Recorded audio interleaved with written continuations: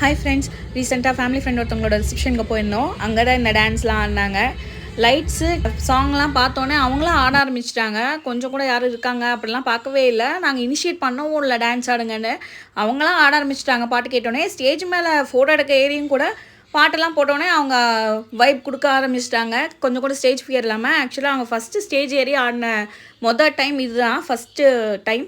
So இது வந்து ஒரு ஒண்டர்ஃபுல்லான மெமரிஸ். பாப்பாவோட டான்ஸ் எப்படி இருந்ததுன்னு கமெண்ட்ஸில் சொல்லுங்கள். Bye bye.